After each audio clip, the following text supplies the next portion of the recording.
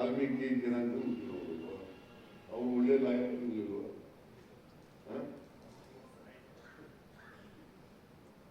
ಅವನೂರು ಆಯೋಗದ ಅಧ್ಯಕ್ಷರಾಗಿ ಇಂಥ ಒಂದು ವರದಿ ಕೊಟ್ಟರಲ್ಲ, ಅದು ಮೊದಲನೇ ವರದಿ. ಆ ವರದಿ ಕೊಟ್ಟು ಇವತ್ತಿಗೆ 50 ವರ್ಷಗಳಾಗಿವೆ. ಅದಕ್ಕೆ ಅವರ ಪ್ರತಿಮೆಯನ್ನು ಇವತ್ತು ಆಚರಣೆ ಅನಾವರಣ ಮಾಡೋದು, ಪ್ರತಿಮೆ ಅನಾವರಣ ಮಾಡೋದು. ಅದನ್ನ ಪ್ರತಿಮೆಯನ್ನ ಮಾಡಿಸಿದವರು ಪ್ರೊಫೆಸರ್ ರವಿವರ್ಮ ಕುಮಾರ್. ನನಗೆ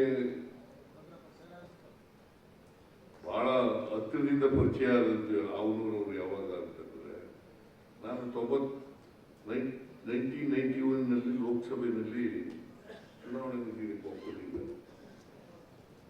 ಕೊಪ್ಪಳದಲ್ಲಿ ನಿಂತಿದೆ. ಅದನ್ನು ಸೋತ್ಬಿಟ್ಟೆ. ಆಗ ಒಂದು ಚುನಾವಣಾ ತಕರಾರು ಅರ್ಜಿ ಹಾಕಿದ್ದೆ, ರವಿವರ್ಮ ಕುಮಾರ್ ಮೂಲಕ ಹಾಕಿಸಿದ್ದೆ. ಆಗ ಅವನೂರವ್ರ ಆಫೀಸ್ನಲ್ಲಿ ಇವರಿದ್ದರು. ಅವನೂರವರು ನನ್ನ ಕೇಸ್ ನಡೆಸಲಿಕ್ಕೆ ಬಂದಿದ್ರು. ಅವನೂರವ್ರಿಗಿಂತ ಮುಂಚಿತವಾಗಿ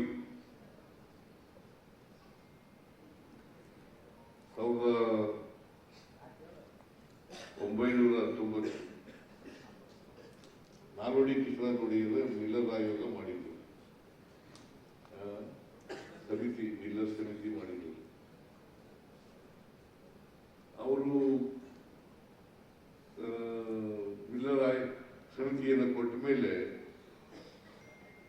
ಅದನ್ನು ಜಾರಿ ಮಾಡಿದ್ರು. ಹಿಂದುಳಿದವ್ರಿಗೆ ಮೊದಲನೇ ಮೀಸಲಾತಿ ಸಿಕ್ಕಿದ್ದು ಆವಾಗ.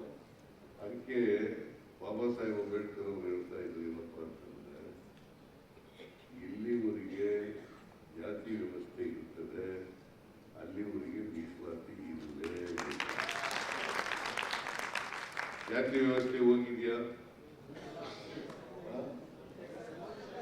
ಹೋಗಕ್ ಬಿಡಲ್ಲ. ಒಬ್ಬ ಮೇಲ್ಜಾತಿ ಬಡವ ಕೂಲಿ ಮಾಡೋರು, ನಮ್ಮ ಹತ್ರ ಕೂಲಿ ಮಾಡ್ತಾರೆ ಅಂತ ಹೇಳಿದ್ರು. ಅವ್ನಿಗೆ ಏನಂತ ಕರಿತೀವಿ ನಾವು?